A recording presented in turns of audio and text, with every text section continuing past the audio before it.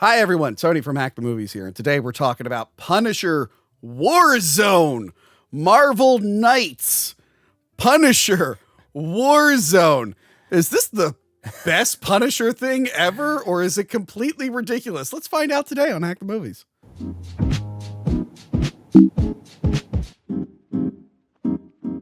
Hello, Gil. Hello, Tony. We're back to talk about the Punisher. I'm very excited to get back into it. John Bernthal, Thomas No.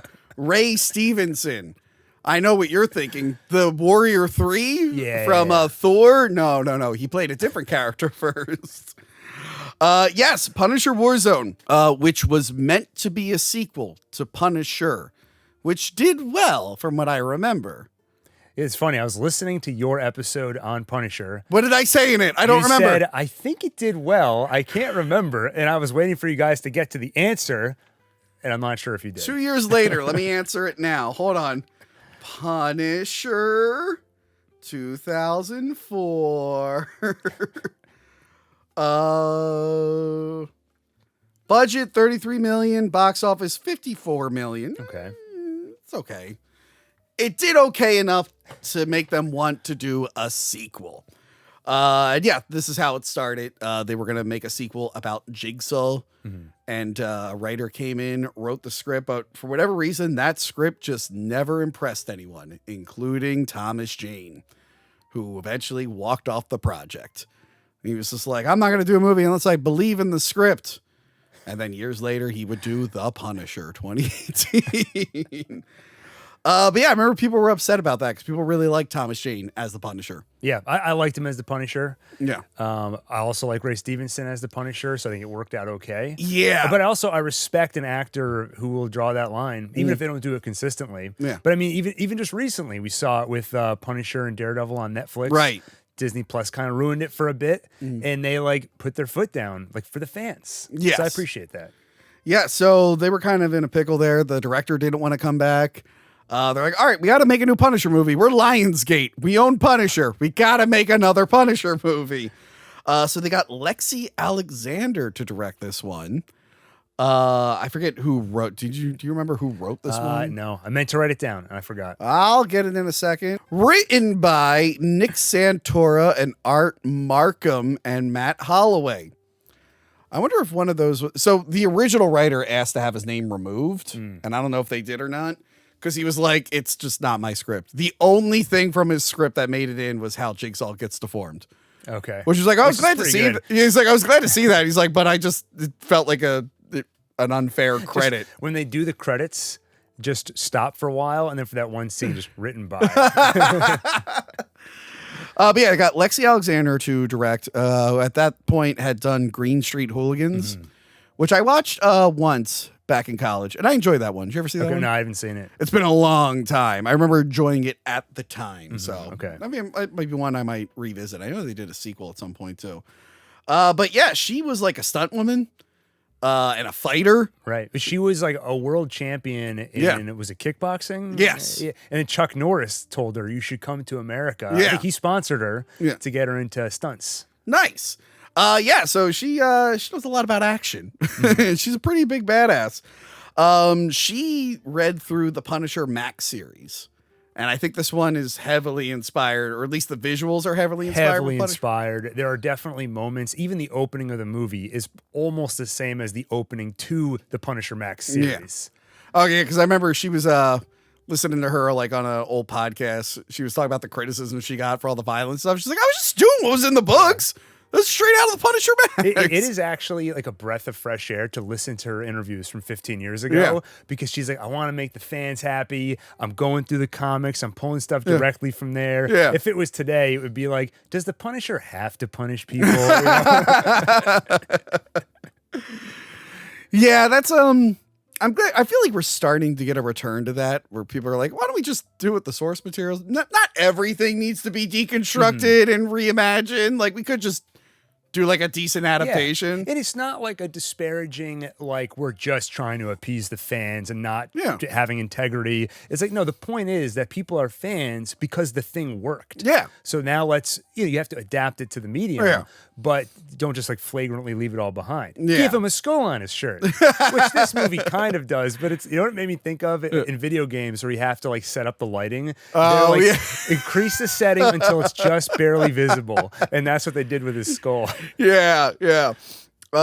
Ray Stevenson took over the role as Punisher. And at this point, I never stopped loving Ray Stevenson, but I loved him from the show Rome, HBO's Rome, BBC and HBO show Rome. Did you ever watch Rome? I saw bits and pieces of it so long ago. Oh, man. I loved that show. And Kevin McKidd was also in that. I always wanted Kevin McKidd to play Thor, and he never did. But I got Ray Stevenson to be in a Thor movie at some point. But yeah, I loved him as an actor, and I was real bummed when he died. Yeah. I feel like he had so many more roles to give. Apparently, he was really good in that Ahsoka show. I heard that. At some point, I'll finish watching it. Yeah. But so I was kind of all on board for this. I like the 2004 movie. I was bummed they weren't making a sequel, but I was just like, all right, I like Ray Stevenson. They're trying to do it again. It's going to be a little bit more comic accurate. He's in New York and everything and have that kind of gritty feel. And I got really, really pumped. All the trailers got me excited for it. And I'm like, that looks fucking awesome. And I was so excited. Me and my friend were supposed to go see it when it came out. And then he decided, no, Tony, I want to go to a party instead. And I went, I wanted to see The Punisher. See, that's where you went wrong. So you had friends. They were holding you back. Yes. Did you see this in the theaters? I don't know. I don't think I did. I remember watching it in my college dorm, so I think I waited until it was out. Well, I ended up going to some lady's apartment for a party that I was not invited to. My friend just Trojan horsed me in there. And I'm like, but I don't know anyone. I'm like, am I supposed to be here? He was like, it'll be fine. And that would have been fine if I didn't get extremely wasted and throw up all over these poor girls' bathroom. I've heard this story, but I didn't know about the Punisher connection. It's when did I tell this story before? You've told me, I think, behind the scenes. Maybe. Oh, maybe. Yeah, that night, that's one thing I'll always remember. I was supposed to go see Punisher Warzone. My friend wanted to go to a party instead, and I threw up everywhere. I threw up into the girls' potpourri bowl. I felt so bad, and I tried to run away, but then I fainted. And then this son of a bitch, I'll never fucking forgive him. He was having too good of a time. He didn't want to leave. So I had to sit in a corner with a bag. And everyone looked at me with death in their eye so he could still hang out. I'm like, why did you do this to me? Why did you do this to me? I'm going to punish you. And then I forgot there was a Punisher movie out. And then it bombed so bad, it quickly left the theater. And then at some point, I picked it up on Blockbuster previewed DVD. And I watched it, and I had a good time with an exception of one thing, which we'll get to. I have some Punisher-related trauma. Okay. Related to a party also. Okay. Yours really outdoes mine, though. Mine was not nearly as bad.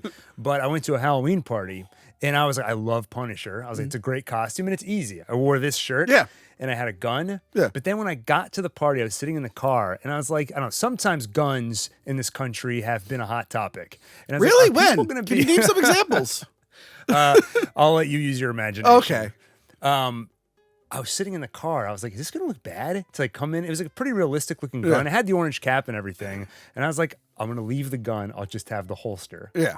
And I'm sitting in the party, and I overhear someone on the other side of the room. They go, it's just a t-shirt with a skull on it. And I was like, they're judging my costume. So that's my trauma. I didn't throw up or anything. I was so upset I vomited all over everybody. That's nothing. When I did that, when I went to the bar on Halloween a few years ago, and I was Bluto from Animal House and looked exactly like him, the fucking asshole doing the costume contest went, "Who are you?" And I'm like, that's not helping my chances, you prick. What the fuck? And then the girl who worked there won in her store-bought Barbie costume. Like, fuck you, man. Anyway, I'm glad we have Punisher trauma. Well, okay, bigger trauma than ours to make us feel better. Yeah. Lexi Alexander, that's her name, right? Yeah. Yeah, she, if you listen to the interviews, like right after the premiere, she's so jazzed because everyone in the theater like loved it. Yeah. And she's like, I feel like it's going to do really well. And then it didn't. So you can feel, I don't know, it doesn't make me feel better though. Well, again, like the first one was like a modest hit. I think, hold on. I read this earlier. The first one did really well on DVD sales. Okay. That was the generation where a movie with a weak theatrical run could be saved on the home video market. I think Born Identity is like the best example of that, where like that was like the most rented DVD of that year. Born Identity rules. I think a lot of people just wanted to see Punisher 2. They didn't want to see Punisher rebooted. And this is, by the way, this is like right when the MCU is coming around. Yeah, this is 2008, right? It's 2008. It's the same year as Iron Man. Same year as Iron Man. I forget what came out when. I think Iron Man and Hulk came out first. Yes, because I think she went to like the premiere of this and was like promoting this movie at the premiere of Incredible Hulk. Okay. So yeah, people were pumped for Marvel stuff, but I think they just wanted Thomas Jane again. And then this wasn't really linked to that. There wasn't really quite a shared universe yet. They were dipping their toes into it. So no one really knew what to do with this one. I think this movie also, from the trailers, it's less approachable. You can tell it's got almost horror vibes. It's very dark. Yeah. I think the Thomas Jane version, again, the average film goer will be like, this looks like, even if you don't know Punisher, this looks like a cool classic revenge plot. Versus this one is like, this looks messed up. Which I see that, I'm like, this is going to be awesome. I mean, it is Lionsgate. They were pumping out Saw movies left and right around this true. goddamn time. So yeah. It might have looked a little more torture porny to a lot of people. But yes, Dominic West was in it as Jigsaw. Yeah. Billy Rizzotti, Risotto, something like that. Wasn't it changed in the MCU? Wasn't it Russo? Or Yeah, they call him Billy Russo. When I heard this, I was like, wait, did they like shorten it and that's not his real name or something? I don't remember. Jigsaw. Yeah. Jigsaw's in this. Yeah, Dominic West, who at that point was in like 300, a bunch of other stuff. Wayne Knight was Micro. Perfect casting. I got to see my boy Wayne Knight from Seinfeld. Always love seeing him. Julie Benz is Angela in this. Now, Julie Benz, I talked about her recently on Patreon. She was, I think, the Barbara character in Shriek, If You Know What I Did Last Friday the 13th. That was the other slasher movie parody that came out the same year as Scary Movie, but it came out on cable instead of the theaters. I prefer it to Scary Movie, and you can find out all about it on Patreon. I can see why you're so popular at these parties. You know it's better than Scary Movie. Actually, at this point, at the point of this recording, I still have not rewatched Scary Movie. I think I just watched Shriek, If You Know What I Did, way more, because I had it on tape. So I might be a little biased. It might be just the one I watched the most. I watched Scary Movie for the first time ever a few weeks ago, which was funny because when I was a kid, I was too young to see it. But I don't know why. I so badly wanted to see it. Yeah. And I like remember making a promise to myself, like, when you turn 17, you go see that movie. Yeah. And then it took me like 25 years to finally fulfill that promise to myself. After building it up for 2.5 decades, I can't say it lived up to like my own personal life. But it was fun. So that's where I recognize her from. And then the secondary villain in this is Doug Hutchinson as Looney Bin Jim, an original character made for the movie. And he's played a bad guy in a couple things. He was Toombs in the X-Files. He was season 1. He was a monster of the week. He could like squeeze into things. Oh, I remember that one. Yes, he was so good. They gave him 2 episodes. Wow. Not a lot of Monster of the Weeks. But they brought back the same, not just the actor, but the same character. Oh, wow. In the same season, they did Squeeze, and they brought him back as Toombs, and then they killed him off. But it was rare. I think it happened a few times that a Monster of the Week got like a follow-up. Didn't happen often. And of course, because of that, he was in the premiere of Millennium, which was like the sister show. He plays a really cool character in the beginning of that.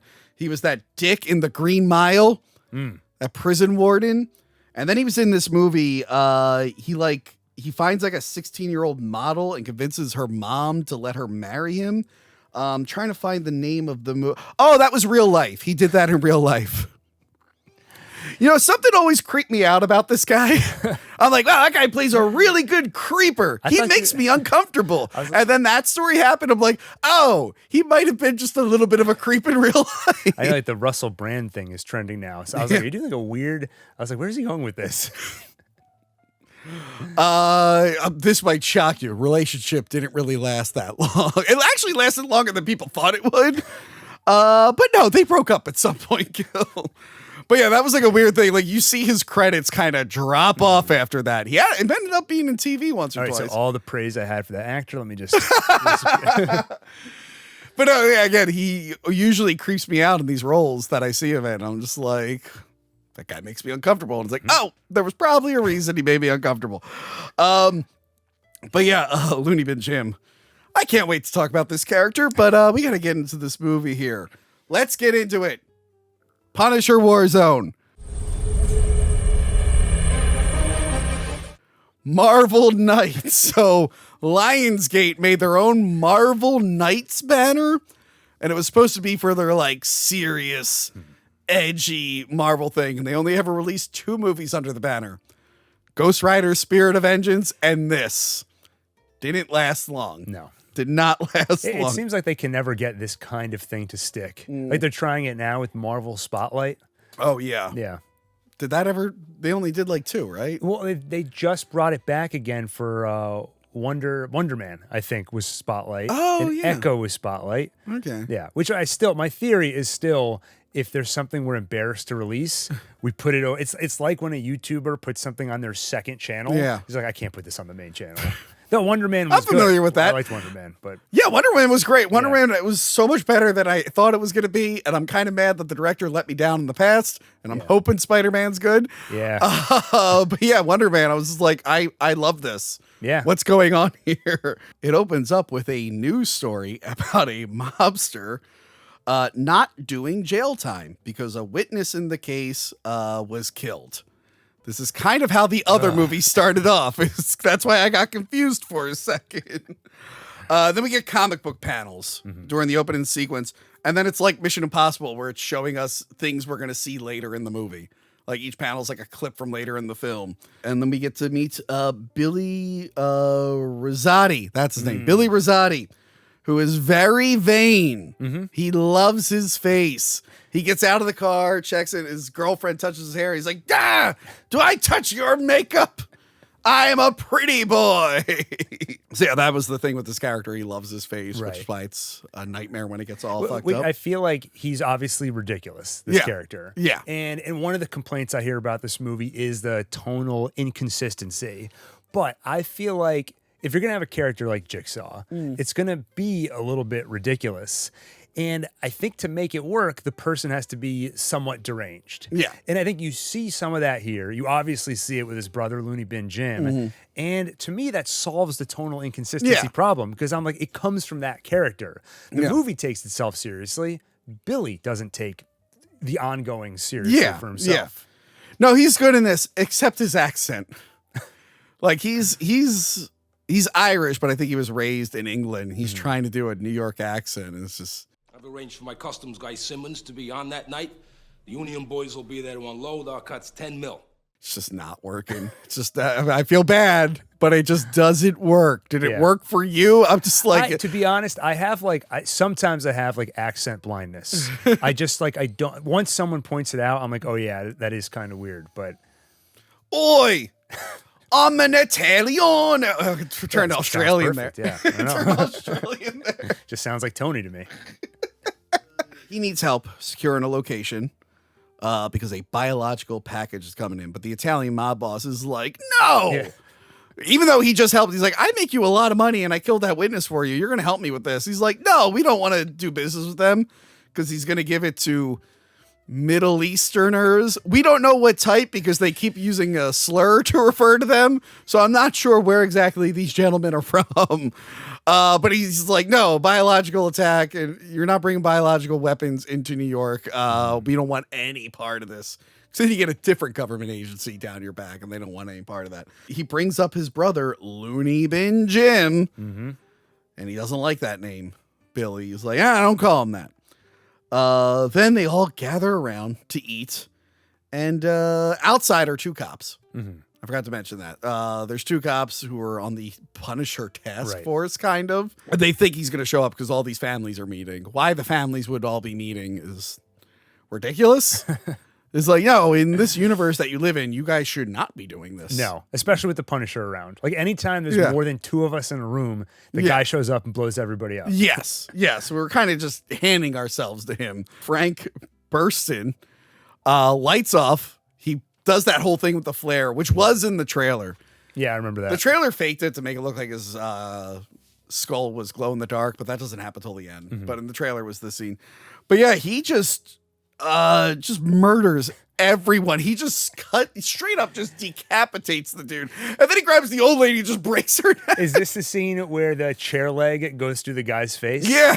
And then he gets on the chandelier upside down. Okay. And he's spinning around with the machine guns. Yeah. And I know it's like he's in the middle of the room spinning around. Why can't they just shoot him? But I watched it again, and they timed everything perfectly because he clears the room. Everyone's dead. Then he gets on the chandelier, and as soon as the second wave of bad guys come in, he starts shooting them.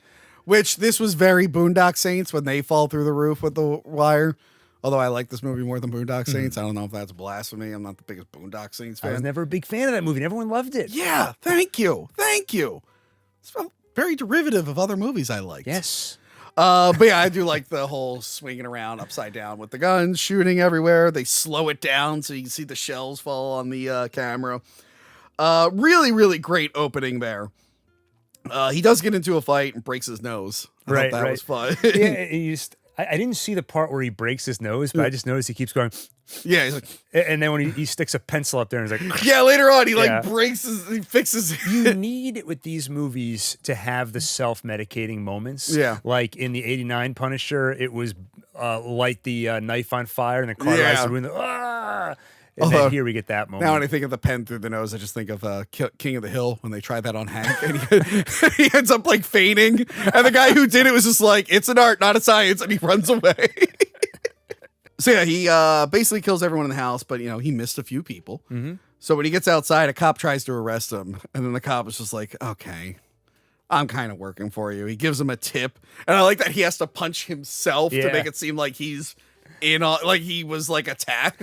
That moment felt pretty Batman to me because there was that famous moment in Dark Knight Returns where there's like the rookie cop who's like, we got to catch Batman. Yeah. And the veteran's like, let him do his thing. So yeah, he takes the cop's car, takes off after the guys, and he's going to go to like Rosati's warehouse. Mm-hmm. And then we get parkour. That's right. So this was the 2000s. Parkour was all the rage. And I remember an interview with her. She was just like, yeah, we had these parkour guys. Then we found out like the new James Bond did it. And it kind of became a joke by the time we made our thing. Yeah. So I think that's why they blow him up later. But yeah, this is definitely a product of its time. Parkour. I think once The Office made fun of it, that was the end of parkour. So the parkour dudes meet Billy and his men. The parkour guy's Irish. He's very Irish. That must have been harder for what's his face to not whip out his Irish English accent. He's trying to keep up the Italian accent. Oh, for Dominic? Yeah. So one of these men is an undercover cop. We don't know which one yet. Mm-hmm. But we know he's an undercover cop because we see cops in a van listening into the conversation. Or maybe they just have that magic speaker from the other Punisher movie that just knows what the bad guys are saying. Right. The pipes that can just plug into every sewage system in the city. Frank makes his way into the facility, and he kills a guy, not knowing it's the undercover agent. Right. One of the good guys. Who punishes the Punisher? I know. That's the big question this movie asks. So yeah, he gets into a fight at the warehouse and he throws Billy into the big glass recycling machine. I got a little, my only complaint with this scene is the way that Billy gets knocked into the machine felt awkward. Yeah. Because he's standing on like a bridge thing and then Punisher shoots the railing behind him. Mm-hmm. And then all of a sudden he's like, oh, and falls in. Whoa! He slipped on a banana peel. Yeah. Yeah, he falls in there, and Frank just turns the machine on. Yeah, which is awesome. That was awesome. Yeah. That was awesome. How did he get disfigured in the books? Do you know? No, I don't remember. I remember the TV show. He shoves his face on the mirror, and you're like, "Wow, he's gonna look cool in season 2." And then it's like 3 lines, and he's like, he's metaphorically broken. And he wears the mask. I remember when they did that, and I went, "You gotta be fucking kidding me!" Yeah. I'm like, you have to know people aren't gonna like this. Did he die? Did Jigsaw die in that show? Yeah. Actually, that was like one of the few moments in season 2 I liked. Okay. Because it's building up to like Frank and Jigsaw finally meeting again. And he's like, Frank, I'm sorry, Frank. Just shoots him in the head. Yeah. And I was like, nice. Put this subplot out of its misery. I wasn't the biggest. I like him as the Punisher, and I loved him in Daredevil. Wasn't the biggest fan of the solo Punisher show. Yeah, the shows are rough, in my opinion. They have some great moments. I think both seasons start off strong. Yeah, they have. There's very memorable moments, but I feel like they could have. It was that thing where like this could have been a movie without all the fluff. Well, that's the problem. I mean, we talked about this when we talked about the '89 Punisher, but it is hard to do a Punisher story. Yeah, because like you're not going to do redemption because then the character's finished, and so how do you keep it going? And so the MCU took the route of, well, let's invent all this conspiracy stuff. Like really, the people who killed his family is more complicated than you thought, so he's got more to do. Yeah, and it just, I mean, I think all the Netflix shows, including Daredevil to a degree, have like the mid-season slump. Yeah. It's just too many episodes.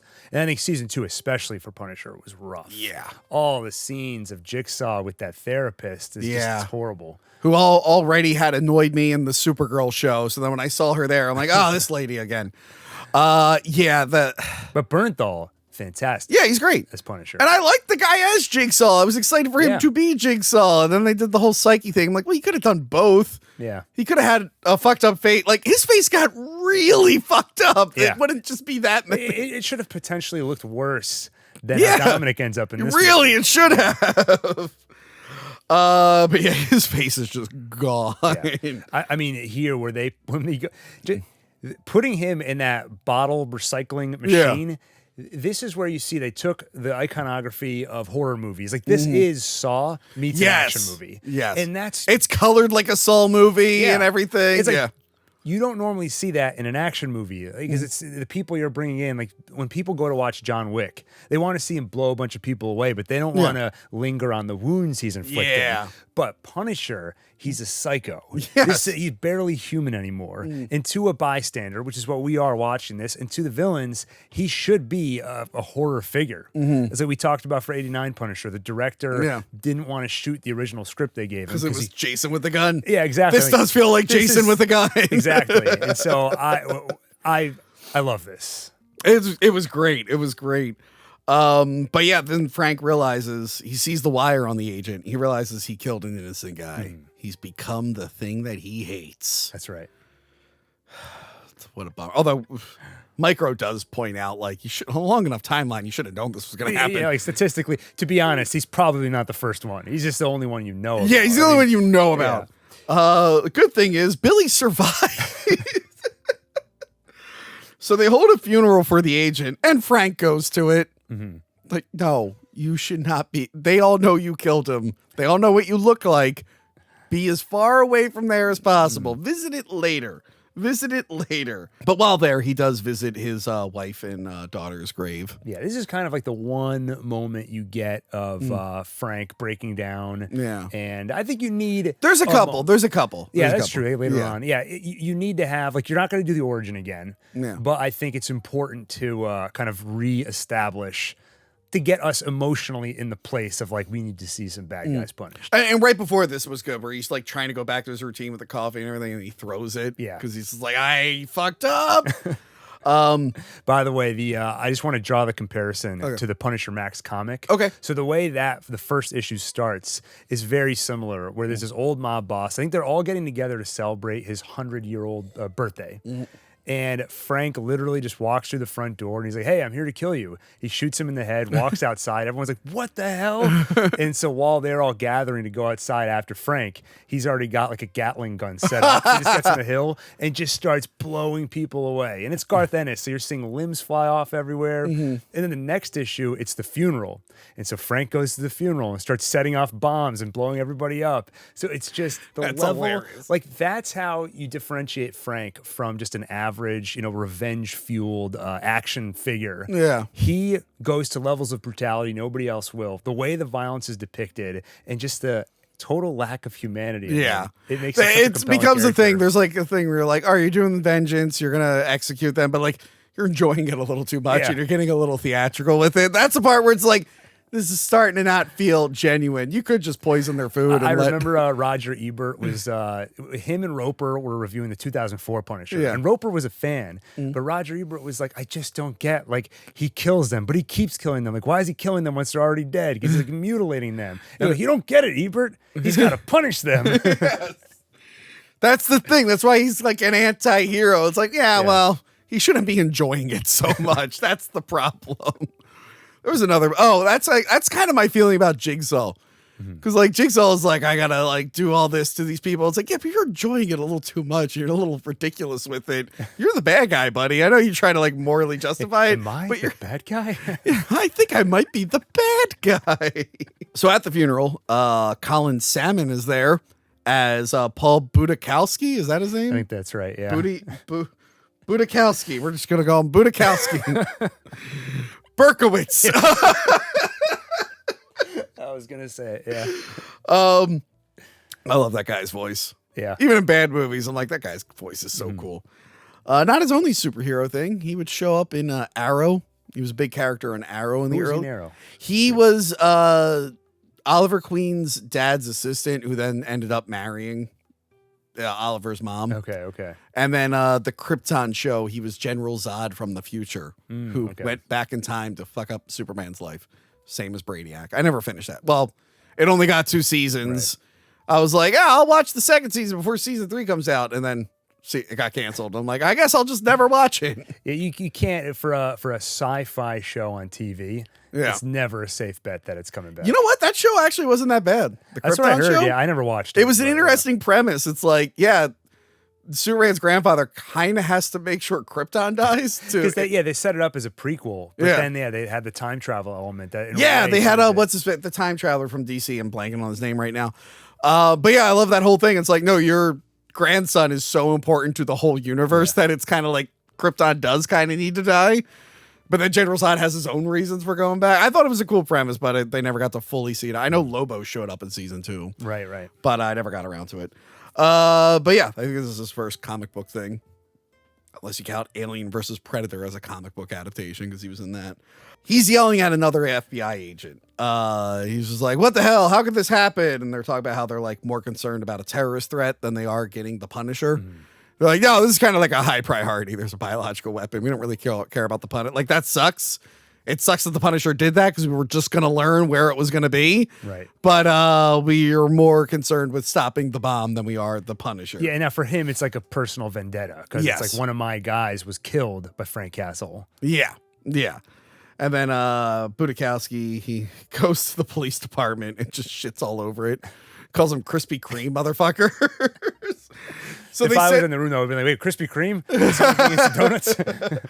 So he sends them to they send him to the anti-Punisher task force, which is just Detective Soap. That nerdy dude. He's like, hi, welcome to the thing. I got the worst luck, I tell you.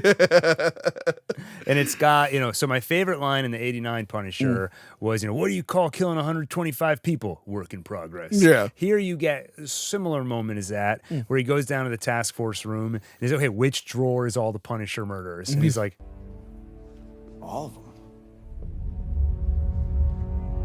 And we do get a sped up origin. They're like, I think this is the only one where his family was just legit killed in a crossfire. And it he wasn't targeted. It wasn't like a conspiracy or anything. It's just wrong place, wrong time. And I was trying to see if there were any like rough details that line up with the 2004 version, like some vestige of this being a sequel. And I think the timing at least works out because it's 2008 and like he's been at it for 4 years. Yeah. So I'm like, okay, so some spirit of it might have stuck around in the Although 2004 went overkill. They're like, his whole family died, his brothers and cousins and nephews and some guy who married into the family 2 weeks ago. They're all dead. I like this one was a little bit more toned. That was my criticism with 2004. I'm like, you had to wipe out the entire family. Yeah, it's like with John Wick, like a puppy was enough. It kind of teaches you sometimes less is more. They went to the fertility clinic and they burned all their eggs and sperm. Like, wow, that was really overkill. They had sea monkeys. They even dug up his dead relatives. Like, Jesus Christ. Josh Travolta was a dick. So yeah, classic origin there. What was it? Incredible Hulk 2008. I think that also started as a sequel to 2003 and then was turned into its own thing. Right. But I think that more so was going to be a sequel. Whereas this, again, they kind of just tossed out that guy's draft other than one Yeah, scene. like even like the 2004 thing I mentioned, I think is more coincidence than anything. Yeah. Well, what do you think of the Punisher's look in this? I remember a lot of people didn't like the neck guard that he had, but I was fine. Oh, I liked with it. Yeah, I was like, I don't really know what that is. I was like, is it protecting him or what? It's supposed to protect your neck. Yeah, something about it looked like he knows what he's doing. Like he's being smart about it. He's been doing this for a while. It looked very tactical. Yeah. I liked it. Yeah. Why doesn't he wear a helmet? I don't know. I feel like he should also wear a helmet. Let's not go crazy now. You're the same guy who's like, why aren't they wearing masks? And 28 days later. Yeah, that is true. And it's worse that they established they had masks. One drop of saliva like gets in your eye and you're finished. So Punisher meets with Micro, and Micro tells him about jihadiblogger.com, which I didn't check to see if was real. But apparently he pretends to be a terrorist who peed next to Osama bin Laden. And this impressed other terrorists, so they send him rocket launchers. So Micro's whole thing is that he's basically an arms dealer. Yeah. But he like does it to give Punisher weapons. Like, we get weapons off the street and into your hands. He is perfect for this role because he's literally playing like Newman or like Dennis Nedry, and that is what you need for Micro. Like someone's like kind of lovable, but's got this edge to him. Were you not a fan of the TV show Micro? Oh no, he was good too. Yeah, but yeah, there's different interpretations of him. But I feel like at least the one that I was going to say the one I know from Max, but I don't think he makes it very far into that series. Nah. But I thought he was perfect for this. Yeah. I would have liked to see more with more interaction between Frank and Micro before we get to this point. Yeah. Because now we don't really get to see the status quo of their relationship. That would have been nice to see. Yeah, because it's already at the point of Frank wants to walk away from all this, and it's all Micro trying to convince him to stay. Was Micro in the Spider-Man cartoon? Or am I confusing that with Blade has a guy who helps him out in the cartoon? I didn't watch. I mean, the Spider-Man one I saw a long time ago, Blade I didn't I'll watch. double check. I think Micro might be in that. But yeah, well, now the TV show Micro is now the thing. That's right, yeah. Yeah. Will they bump into each other? That'd be the weirdest characters to put next to each other. There's really no reason for those two to interact other than they're played by the same guy. I don't even think it would be, I can't even think of anything fun about that. They would just be like, hi, yeah, nice to meet you. Yeah. All right. Okay. I'm also from New York. And then Newman comes in way nicer too.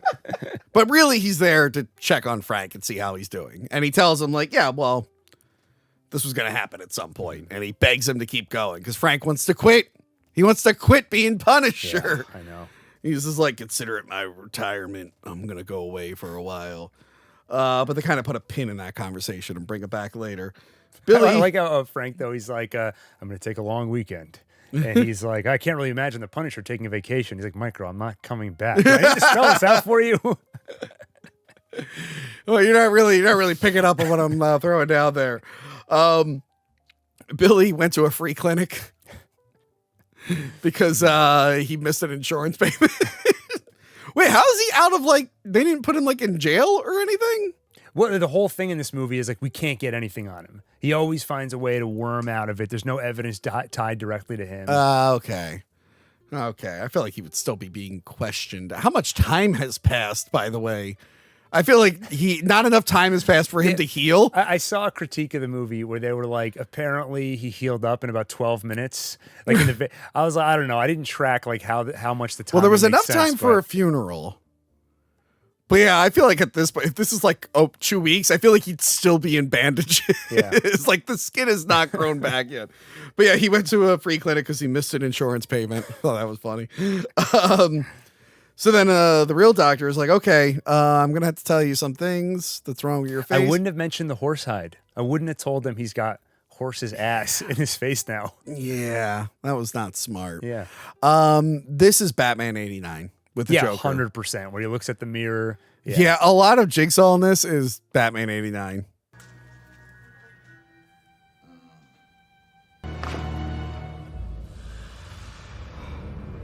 I remember that was my criticism watching it years ago. I'm like, he's just kind of doing the Joker thing. Yeah. But yeah, I love when he tells the guys to leave. Oh, I love the one dude, like, they know that he's vain and loves his face, and the one guy just throws up in front of him. I thought that was great. Yeah. Now, Gil, this does seem very comic booky, but I don't know if it's really the origin.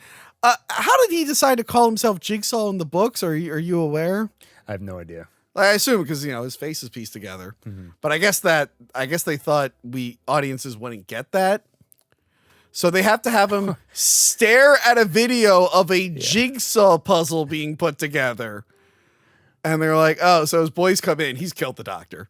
Yeah. So shove scissors in his head. As a doctor, you don't treat villains or the mob. It always goes this way. Yeah. So he's just looking at the jigsaw thing. He doesn't say it yet. He'll say it a scene from now. But yeah, he will do the whole thing. He's like, and call me Jigsaw. It's like, at least they don't linger on it too much. That is like very old school comic, like Batman. Yeah. In the original one, a bat goes through the window. He's like, I know, I'll be that. It's like, oh wow, put a lot of thought into that. What's the right way to do it? Like, what is the right way to have him announce? You don't have to explain it. People just start calling him Jigsaw, or it's I hear he's calling himself Jigsaw now. Well, I feel like this is a case where people should give him the name. Yeah. Like, yeah, his face is like a jigsaw puzzle. Yeah. Something like that. And then he embraces it. Yeah. Yeah. Yeah. Or he doesn't embrace it and he gets pissed when people call him that. But either way, I just thought it was funny. He's like, and I'm Jigsaw. Like, oh, okay. Again, call me Joker because I look like a Joker now. So yeah, he wants his money back because apparently that agent took a bunch of his money. Right. The undercover agent. Yes. He took all the money. And I think Frank, is that the money Frank has that he tries to give Micro? Oh, yeah. And then it might be. I'm not sure. I got a little confused on where the money was. And where okay. So I feel less dumb because I was like trying to track that. Yeah. And I wasn't sure. Yeah. So yeah, he wants the money back because he's got to fund his operation, and he wants Frank Castle dead, and he thinks his brother Looney Bin Jim can kill the Punisher. While that's happening, Frank is spying on the dead agent's kid and wife, who the kid is Grace and the wife is Angela. I think that's their names. Then we cut to the asylum. A very digital looking asylum. Yeah, though very horror movie. Like, they have a gargoyle and there's like weird washed out colors. And I'll say like a lot of what got me into the Garth Ennis Punisher I mentioned is like this morbid curiosity of like he gets so dark and messed up. I think I said this on our 89 Punisher review, but like sometimes I'd have to put the issues down and like take a break and then I would come back. And I get some of the same vibe from this movie where I'm like, what's Jigsaw going to look like under those bandages? Like they go for it. He looks really good. And they don't cheat. They don't put a mask over him. It's like, no, you're going to stare at this eyes the rest all of the movie. freaky. I don't like that. I don't like that his eye is constantly open. Oh, God. And then like, but every step of the way, there is something that keeps you going, like, what are they going to show us next? Like, at a baseline level, it's how is Frank going to mutilate the next bad guy he gets his hands on? And then here, it's like, we've talked up Looney Bin Jim. Yeah. If he's worse than Jigsaw, what's he going to be like? Yeah. So, yeah, we see, like, a big fat guy bringing applesauce for him, but then he eats Looney Bin Jim's applesauce. And then if I was an asylum worker, I'd be annoyed because we're never portrayed. We're always like abusing the people there. Like, are any of them just like, here's your applesauce? Yeah. You know? Yeah, I don't know why that's such a big thing in movies. Why the nurses and whatnot or orderlies are just always dicks. Yeah. Like, going all the way back, Terminator 2. Yeah. Like abusing guy Sarah licking Connor. her and shit. Yeah. I don't know. The orderlies need to get together. Yeah. And protest. We're going to get them all together and be like, Tony, they're actually all dicks. Turns out. You know how much of my audience are orderlies? Yeah. They're like, Tony, we're leaving. Yeah. Everything you've said now finally crossed the line. So yeah, Jigsaw comes in. He kills the doctor. And they let him out. And, and he eats the doctor's kidney. Well, yeah, not yet. Okay. Jigsaw frees Looney Bin Jim, and I like that Looney Bin Jim is like, oh my God, your face, you look great. They really love each other, those brothers. It's actually heartwarming. It actually is heartwarming. I don't feel bad for Jigsaw, but like on a human level, I can see how upset he is. And then just the brotherly love of like, oh, all these reflections are upsetting you. I'm going to shatter them. Oh yeah, we'll never see a reflection again. Yeah. The problem is I hate Looney Bin Jim. I can't stand him. It's just, he's very annoying, and I hate his accent. I'm gonna get my applesauce back. Again, I've seen this guy play like a creepy, scary dude before and was totally into it.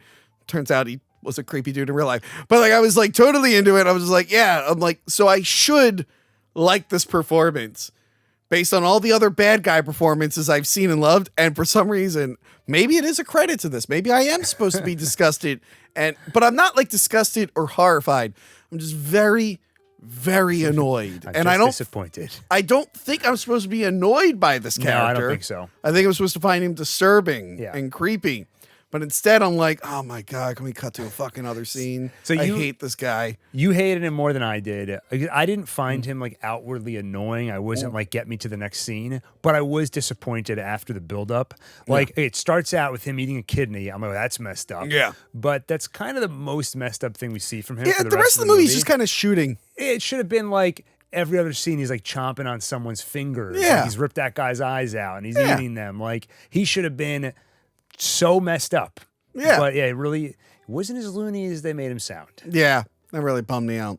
But now we have Looney Bin Jim's part of the gang. I don't know why they felt the need to include this character. Yeah, this is like Super Mario Galaxy, where it's like, oh, we're just going to let a dinosaur on our team all of a sudden? Everybody. How dare you criticize Super Mario Galaxy? The only thing you should criticize is that they still don't have an Italian playing Mario. Frank goes to the dead agent's house, and he has a moment with Grace.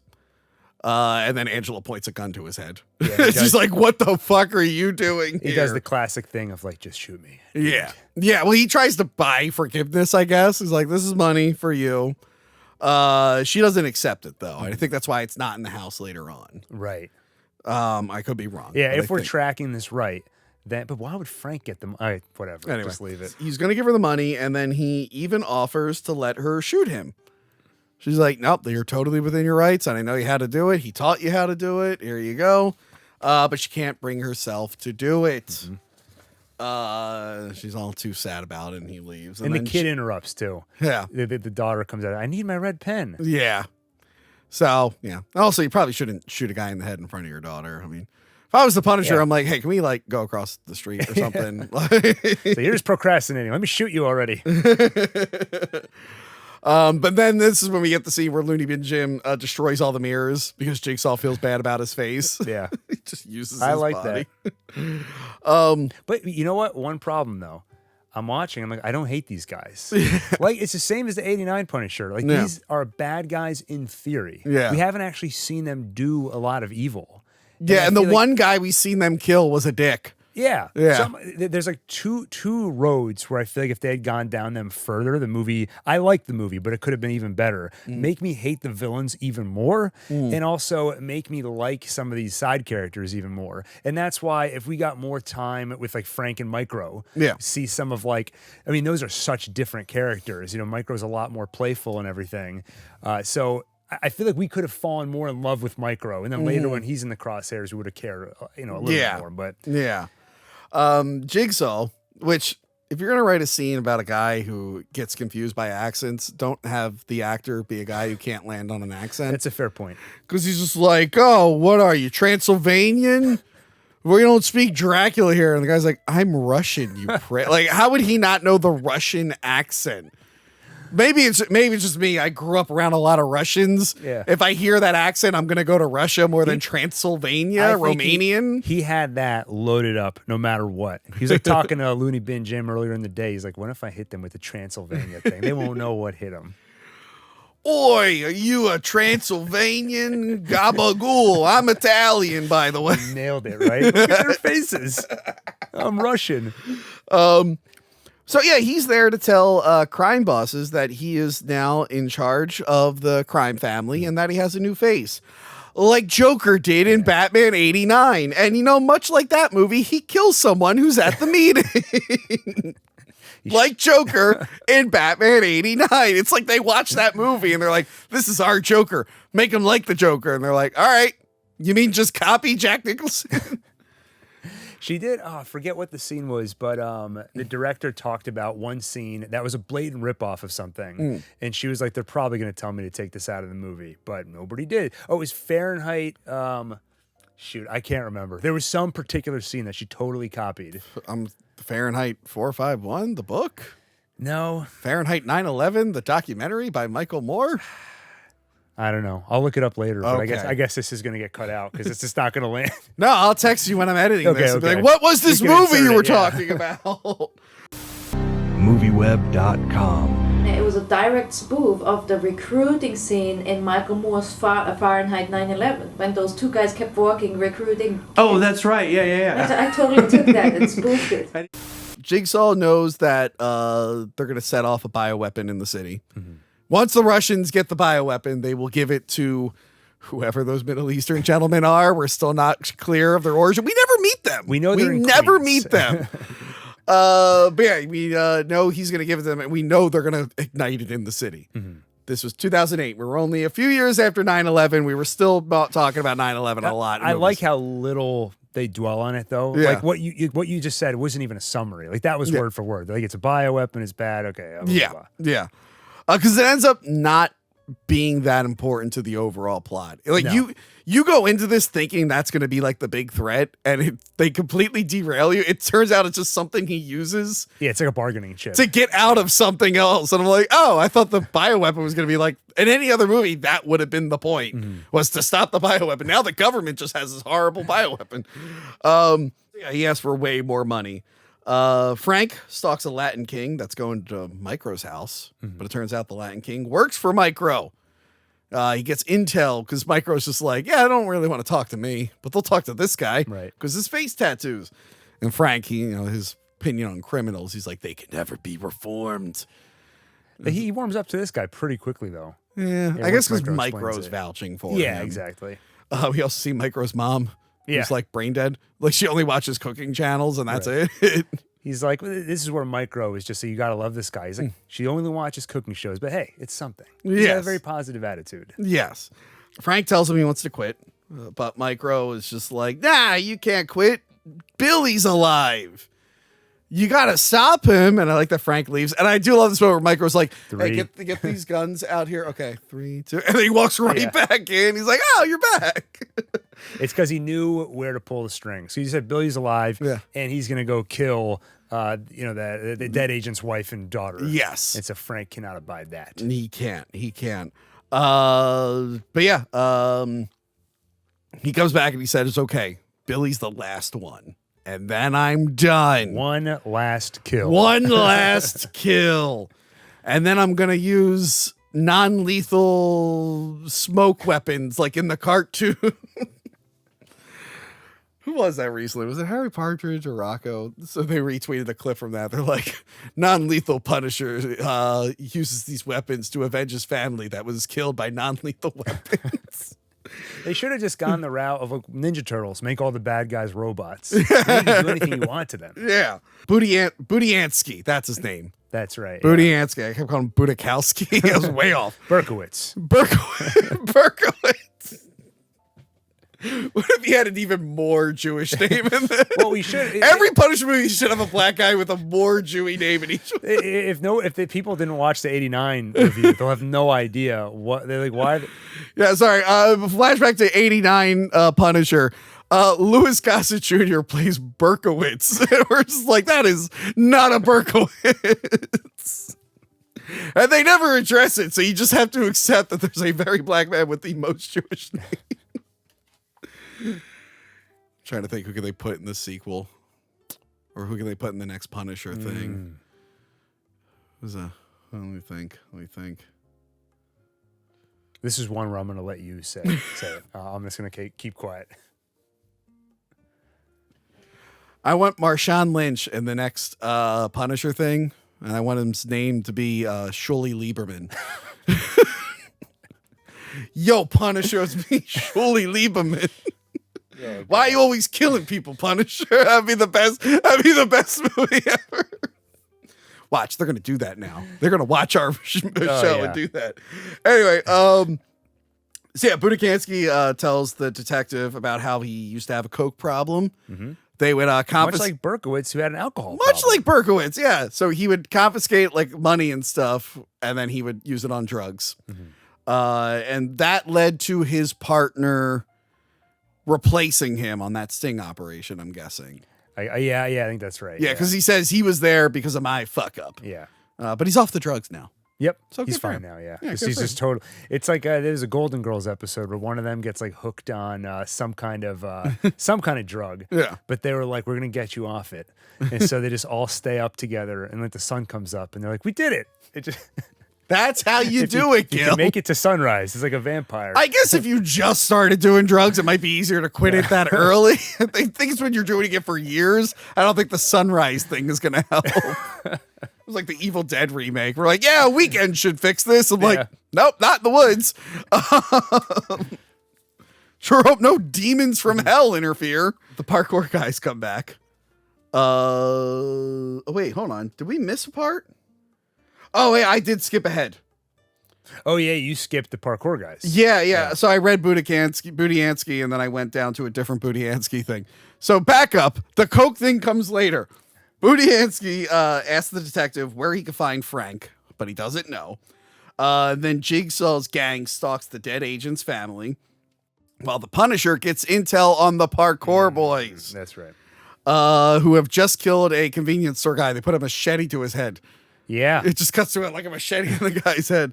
And they're doing cool parkour, and then he kills one of them with a rocket launcher. He's jumping, and then in midair, he just gets blown up. Which was great. It reminded me when I was a kid and I saw Die Hard 4, that moment where the lady's like doing kung fu. Oh, yeah, but there was a parkour guy in that one also. Is that right? Yeah. She was doing kung fu, but there was a parkour guy, and he gets like frozen and chopped up in the fan. Oh, yeah, that's right. With her, he goes like, enough of this kung fu crap. And this is a lot like that, too. They got all these fancy moves. I got a rocket launcher. You got a rocket launcher. He blows the guy up. And then he shoots the other guy in the head. The guy doesn't even run away. He just stands there. He's like, oh, crap. And then he shoots out his knees, I think. Yeah, he shoots out the other dude's knees and questions him for like intel. And then Budiansky, he tells him that Jigsaw wants the money that the agent took, and he's going to make a move on the family. So Punisher knows he'll be headed there. Then Budiansky tells the backstory with the cocaine. Then I love, like, at the end of that conversation is the dude falling on the fence and being impaled, but that's not enough. The Punisher also needs to jump down and break his neck. Yeah, so his head's like hanging down after. Because I did get annoyed. I was like, the Punisher would not leave him alive. Just because he gave him intel, he knows what he needs to know, he would definitely kill him. Yeah. And so I was very happy to see Which that. he would have died anyway, but he made sure he was extra dead. Yeah. It's like, Roger Ebert, why you gotta kill him when he's already dead? Because it's awesome. Jigsaw's men break into Angela and Grace's house looking for the money. And Budiansky stops Frank, and they beat the shit out of each other in that alley. It reminded me of They Live for a little bit. That's what I had here. I was like, that was right out of They Live. Yeah, where it didn't go on quite as long as They Live, where it just keeps going. But it had moments where like, okay, it's over. Okay, no, it's not. That was great. Yeah. So he wins, but then Budiansky handcuffs himself to Frank. Oh, I love the moment though. Another little thing I always find badass is when Frank or like one of these guys like quickly unloads a gun. Yeah. Like it's in Budiansky's hand and he just grabs it and he's like So they're forced to all go to the house together. Some cops arrive at the house, and Looney Bin Jim just walks them to their death. Yeah. He's like, come on in, officer. Is everything okay? No. Follow me. That's the thing. It's like New York mixed with baby talk, and I think those two voices It just doesn't work for you for some reason. It really, whatever. I don't know why, but it just grates me so much. I'm like, no, I can't do baby talk and bad New York accent. I could never live in New York and marry a girl and have a New York baby. I'm gonna be like, ew, stop. So he sounds like Looney Bin Jim. Oh, Dad, I'm so tired. I'm like, get out of here, baby. Detective Soap is so excited to have the Punisher in his car. Turns out this is all an act. But he's just like, wow, the Punisher. Angela tells Jigsaw about the safe. She's like, there's a safe upstairs. I never opened it. Here's the combination. I'm like, you never opened it? Even after he died? So he goes upstairs with his brother. Budiansky enters the home.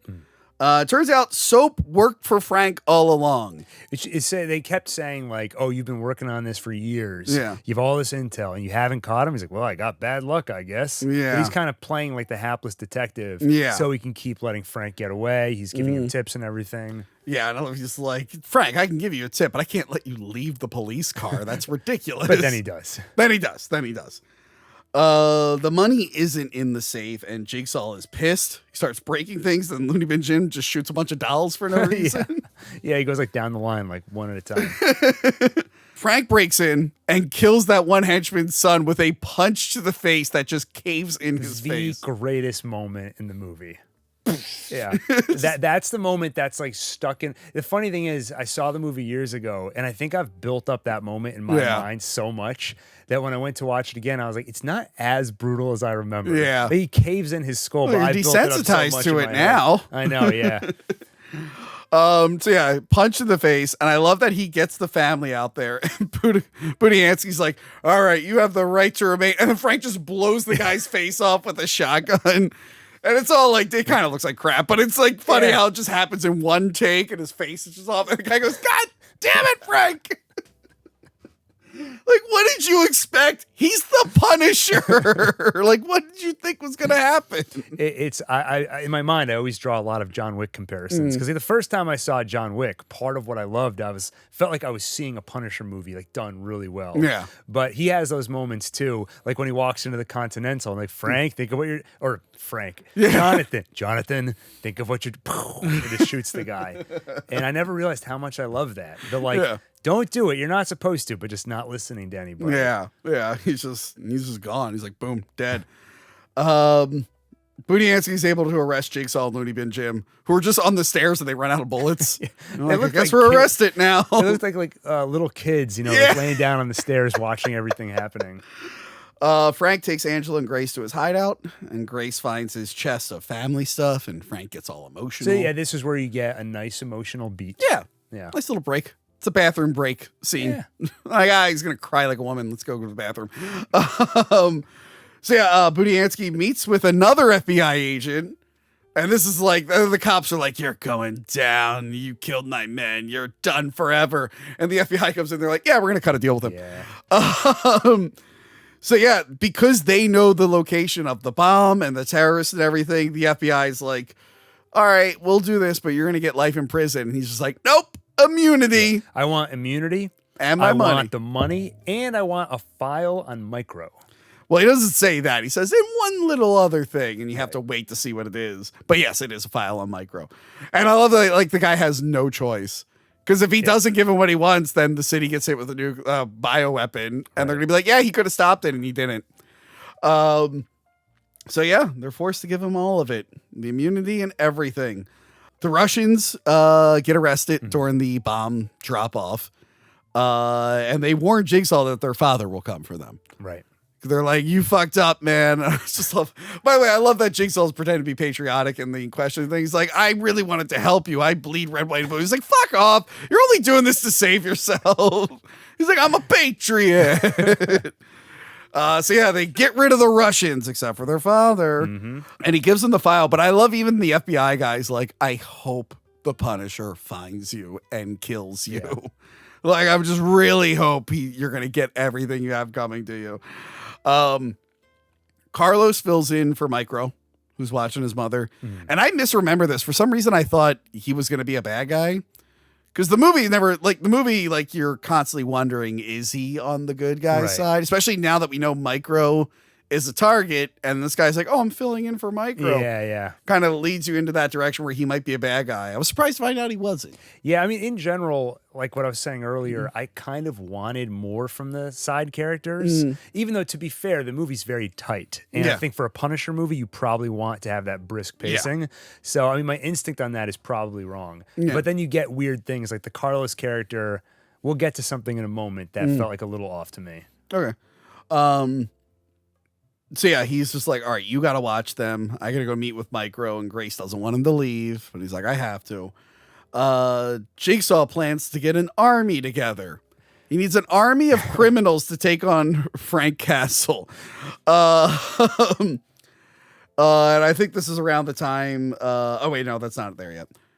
So while he's talking about getting this army together, Castle sees that Micro's place has been trashed, and his poor mother, she was brain dead, and now she doesn't have a brain. Yeah, this is borrowing from Garth Ennis. Just the way that, like, any other movie should have, like, a bullet in the head. Yeah, no. If you want to get more brutal, okay, she's missing her head. Yeah. And then you go to the Punisher level, like, no, she's missing a chunk of her head. And you see, like, the still steaming corpse. Yeah. That's the other thing. I'm like, well, they can't be that far behind. Yeah. Like, they would have to be close. I don't know how long it steams. But then again, he did just punch a man's face in. He didn't even have, like, a special glove or anything. That was because this was around the time the Rambo movie came out, where I think Stallone was just like ripping people's throats out. The people, I remember my dad used to complain about this. We were watching Dawn of the Dead, and they would just like bite someone, no problem. And he's like, these people are made of butter. You just take a bite out of their arm. They bite really strong. Yeah. Looney Bin Jim breaks into Punisher's area, and he stabs the Latin King Carlos, and he kidnaps the mother and child. Then Frank comes back and finds out. He's like, oh, Carlos, I guess, was a good guy. Shame he's dying. Yeah, and that's where it's like, he's like Carlos's sacrifice. Don't die on me. I mean, it's kind of just the whole scene plays like, not Carlos. That's what I said. I went, not Carlos. 2 seconds ago, you're like, I thought he was a bad guy. But then he was dancing with Grace. And I'm like, bad guys don't dance. Not Carlos. Yeah, he mercy kills him. He's like, all right, well, thanks for helping me out. Yeah, and I like the, it's like, see you in hell. And then Frank's like, if I see you there, I'm going to kick your ass out of here or something. And then Frank meets with a priest friend of his. I guess the random priest friend from Daredevil was busy that day, so they got a different random priest If I was friend. a priest, I'd be like, oh, you got like one day it's like Daredevil's in here. Then like Punisher. And every time they come in, the bad guys come looking for them here. Like they don't, shockingly, they don't have as much respect for like, we don't spill blood on sacred ground. But they're not vampires. Or Highlanders. Is that like, the thing with Highlander? Oh, yeah, no, you can't fight on holy ground in Highlander. That's why there's this great scene in Highlander where McLeod meets the Kurgan in a church and he wants to kill him, but they can't. So they didn't. So John Wick did not invent this concept of the Continental. No, have you not gathered that the John Wick guys who are currently rebooting Highlander are huge Highlander fans? And I'm starting to think they were getting worried they would never get to make a Highlander, so they worked in too many of their Highlander ideas into the John Wick series. Yeah, it's the You're going to be annoyed at the posers. We're like, Highlander's a ripoff of John Wick. It's just John Wick with swords. So yeah, he's talking to the priest. He's like, I haven't seen you in here since the funeral. And then he has another meeting with Budiansky. Well, and the priest says, we're a long way from seminary. Yeah. Which, as I understand, that's like training to be a priest. Is that? I guess was Frank at some point training to be a priest? That made me think, like, I want to see an epic, like, 3-hour version where you see Frank, to take a man from training to be a priest all the way to the Punisher we meet in this movie. What a journey that would be. That is like it's like The Godfather 2, but it's Punisher. And also, my favorite line in the movie you glossed over. Oh, right. Sometimes I'd like to get my hands on God. It reminds me of like in the Garth Ennis, the first issue, he talks about how he's like, now every night I go out and make the world more sane. I just love the idea of like, it almost makes them seem more powerful than I'm not just killing people. Like, I'm taking this messed up reality and I'm bending it back into shape with my bare hands. Or that's how he justifies it. I think he's not really helping. He's just making the bad guys want to get more dangerous to stop it. This is like my overreaction to like getting picked on in school and stuff. I was like, the world is insane. I'm going to go out there and get my hands on God. The kid tried to pull my pants down yesterday. Actually, I have an old Marvel what if, and one of the little scenarios in there is like, what if the Punisher was a public school principal and it's him in school with a gun shooting? I'm like, ooh, that one didn't age well. Yeah. The big story, you know how like there are always like little stories, there's always like a big story in that one. The one for that is that when Galactus got hit by Thanos during the Infinity War, He landed on Earth as a resurrected Elvis Presley. So Galactus is Elvis Presley. I love comic books. I should do a breakdown of that book. I mean, like, yeah, remember that time Galactus turned into Elvis Presley? Did you read, though, what if it was Punisher, but instead of getting his family getting caught in the mob crossfire, they were caught in the crossfire between superheroes and supervillains? Because Punisher kills the Marvel Universe. Oh, that sounds cool. And so he's cool. like, I'm sick of this crap. I'm not just killing the bad guys. I'm killing everybody. Oh, that's and cool. I remember the panel that so disturbed me. It's like him with a gun up to Peter Parker's head. And Spider-Man's like, why me? And Frank's like, gotta start somewhere. I wonder if they'll do that in Brand New Day. All the kids are like, what is this? So Frank says he's going to exchange himself for the family. He hates the system. The system's broken. But he needs Budiansky to help him. Right. But he's just like, you got to not be a cop to help me. You got to be like me. Then we get Jigsaw. I think that's word for word what he said. Pretty much. You gotta be a cop to help me. To be me, you gotta be like me. Then Jigsaw has a very patriotic speech where he's talking to all the gangs, and all he's like marching like a soldier and stuff. At one point, I'm like, where is this? He's been ridiculous, but this is like another level of ridiculous. And it's like it's being presented as if he's giving this elegant speech, but he's like, we hate these guys, right? Yeah. Time to bring them down. Let's kill the Punisher. It's like the most crass, just nothing speech. I know. But it's presented with like he's wearing this new outfit now. Yeah. He's got the US flag behind him. But I remember the first time I saw it, I didn't like it and I thought it was super cheesy. This time it worked for me. It worked for you? Yeah. Yeah, it's funny. He just wants them all to unite. That's right. All to unite. Meanwhile, Budiansky meets with the Russian's father. And he tells him where Jigsaw is going to be. So basically, the Punisher will have a little army of his own. And he doesn't care if they die because they're also bad guys. Right. But it helps even the odds a little bit because literally every other gang is with Jigsaw at this moment. Jigsaw has the hostages tied up in an old pool at the hotel that they've taken over. And I love the Russians infiltrate the anti-Punisher party. No, that's They're right. like, we are here to help For the kill Punisher Punisher. Which a Punisher party sounds so fun. Yeah. I just don't know anybody who'd want to come to that. Besides maybe you. Yeah. So yeah, they walk in, they start shooting up everyone, obviously. Frank is gonna go in. He's like, what's your plan? He's like, I'm gonna go in and get them. That's your plan? He's like, yeah. And That's he my doesn't- plan. like Spider-Man would swing into a window. Batman would have his grappling hook. Daredevil would use his like billy club thing. Punisher literally just runs off one roof and just like crashes through the window. Which Again, does he know the strength of the window? Does he know what's on the other side of the window? you see off screen, he cased the place. Gotcha. He probably got the blueprints from like the the architecture library. He knows. So, but he stops Budiansky from joining him. Does the thing we talked about. He just punches him in the head, and knocks him out. But he's just like, I changed my mind. Don't be like me, because then you won't stop. And it's like, okay. I'm like, this is literally the opposite of what you said a scene ago, but all right. What changed your mind between now and then? Everyone shoots each other. And then Punisher, like you said, breaks in and kills whoever is left. That's right. He's murdering guys left and right. I love when he puts the grenade in the can and throws it at the guy. The guy gives like an all shucks look. He's like, oh. Blows up. I love how, I don't know if there's any logic to it, but he's constantly changing guns. He'll like shoot a little bit and swing one over his shoulder. And like you're just hearing all like the clicking noises of like changing out the bullets. I love when there's a bunch of guys in the room and he shoves the grenade launcher in there and just blows them all up. Which that shot was in like all the trailers. Yeah, the I room remember blowing that. up. Yeah, I will say I found a little I was a little underwhelmed by the whole recruitment scene because it sets up something cool. It's cutting from like one gang to another and they all have their own style. So it feels like they're setting up for Frank is going to have to face like these guys with swords, these guys with guns, these guys with something else. Yeah, kind of they don't really a bigger scale version of I think it was John Wick 2 where they sent all the different assassins after him. So there's like the one sumo guy or the one like really tall guy. No, was that 4? No, it's definitely. I mean, 4 had a similar thing like later in the movie, but either way, I feel like it was setting up for something really cool. But then they had the angle of like bringing the Russian's dad, and they kind of thin the herd, and then it's just him kind of generically killing bad guys. Yeah, it was good, but I feel like it pumped it up like it was going to be something. It could have been way really crazier. Cool. Probably this. I mean, at a certain point, you hit the limits of I think $35 million budget. Yeah. I do love the fat guy.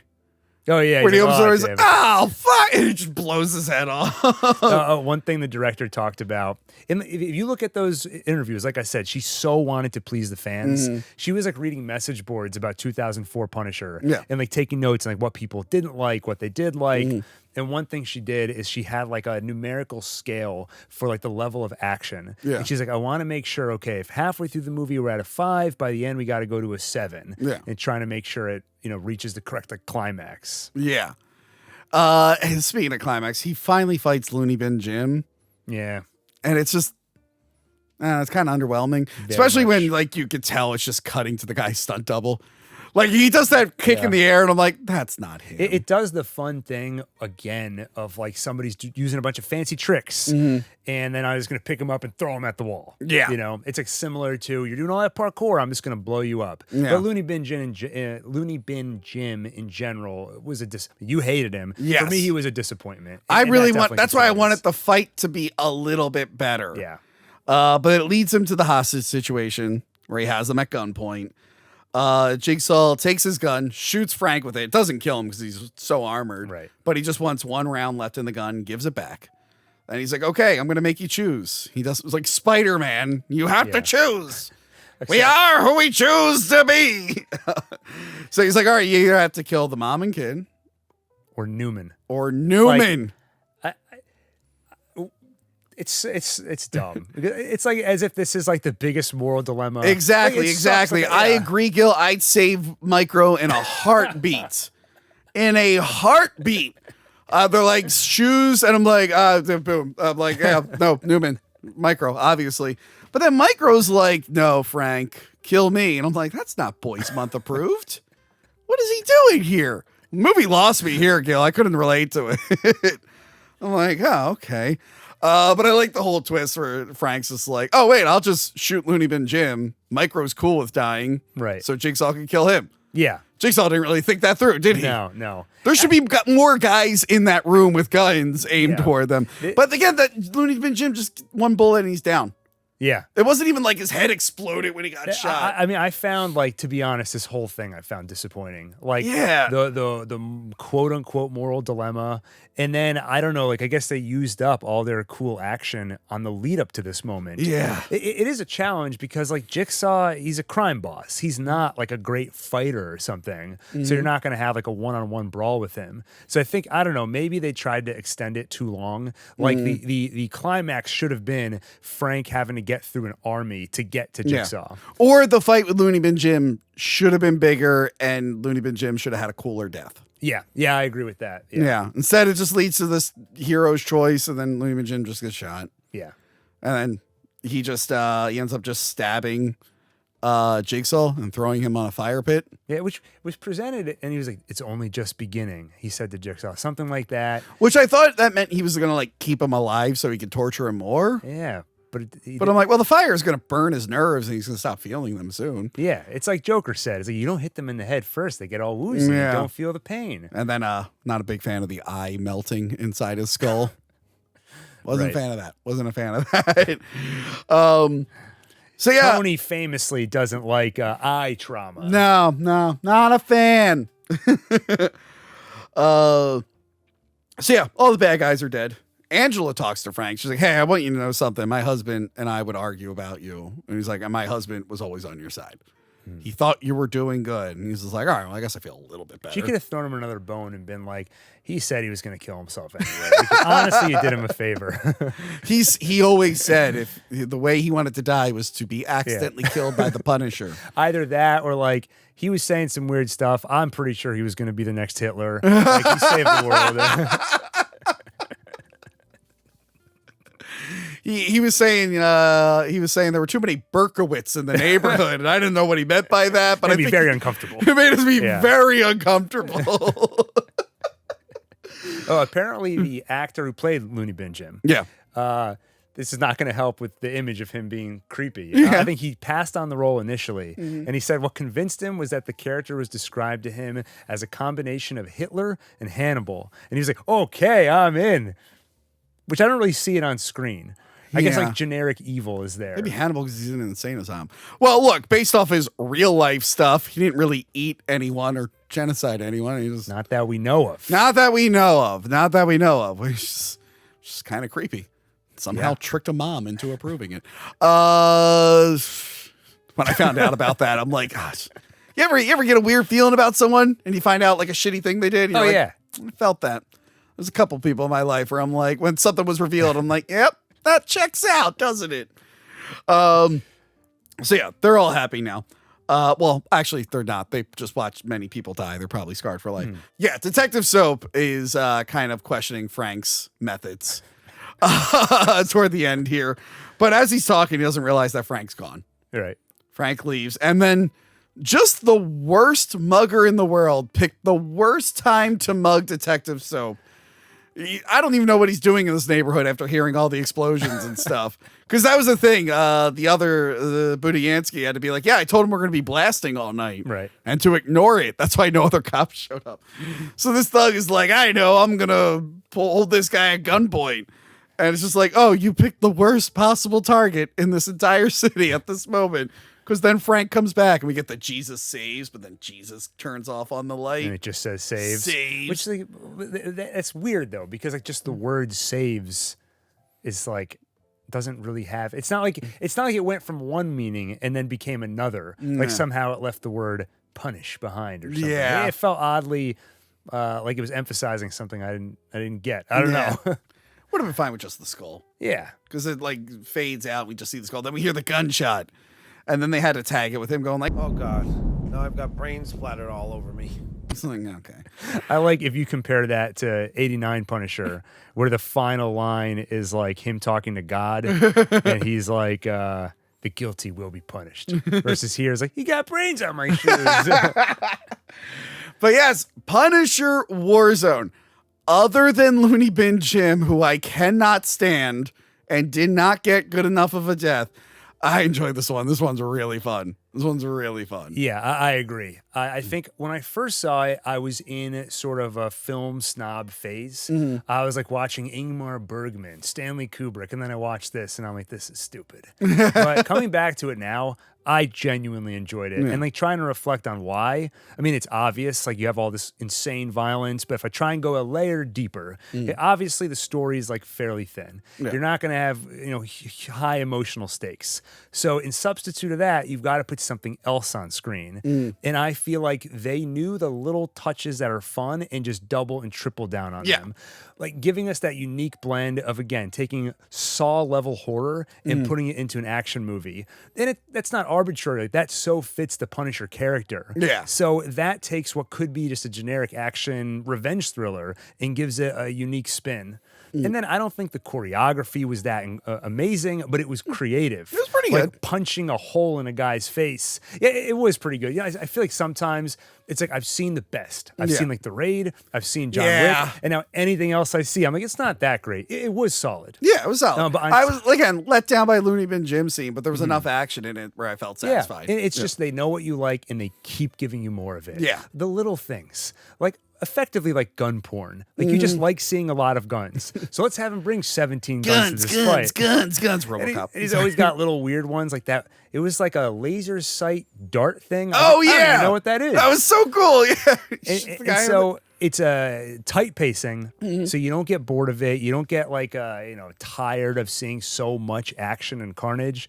So I think she set out to give the fans what they want. She went to the best Punisher. Wow, you're so excited. You're knocking over everything. She went to the best of Punisher, Punisher Max, Garth Ennis, borrowed not just tone but specific moments from that, and just made a great Punisher movie. Is this the perfect Punisher movie? I don't think we can say that after the LBJ thing. It gets close, but it's probably the most perfect one we have. Yeah. Again, I guess as of this recording, this is probably my favorite Punisher movie. Although I don't know, I'm starting to really enjoy the 80s one. I might give the 80s one a couple more rewatches. I think like the 2004 one might be the best made movie out of these. That's probably right, more accessible and everything. But I think my favorite version of the Punisher is still that Daredevil season 2 introduction to him. Yeah, that nothing has exceeded that so far. Yeah. I have high hopes for the special presentation because I feel like we talked about, Punisher on TV has felt just, it's too much, too many episodes. Yeah. So just like a tight 45 to 60 minute story. Yeah. And we know like John Bernthal, I think he was pretty big in getting it made. Like he was passionate about this. I feel like I have high hopes for that. And I'd like to see him pop up in other movies. Yeah. Like I like seeing him pop up in a Spider-Man. Yeah. Why not? That's fine. But yes, that was it from us. Let us know what you think about Punisher Warzone. Gil, plug your stuff again. I don't know when this comes out. Plug it again. If you like seeing timeline videos, for example, recapping the entire Marvel Cinematic Universe in chronological order, go to youtube.com/youtube.com/one-take-vids. Yes. If you like more commentary and analysis, go to youtube.com/@GilExplains. Did I subscribe to that one? Probably not, because it doesn't, there's nothing on there yet. Okay. I'll give you the link. I try to subscribe whenever I see you have a new thing, Thank you. but I don't know if I have yet. At this point, I will. I will. And If you not, the guilty will be punished. and you should subscribe here. And especially on Patreon, even at the free tier, you get the free podcast feed, free videos, auto upgrades. You could be upgraded randomly and get a free trial. And I put free samples out. I change them up every month. I don't know what I'm putting out the end of this month.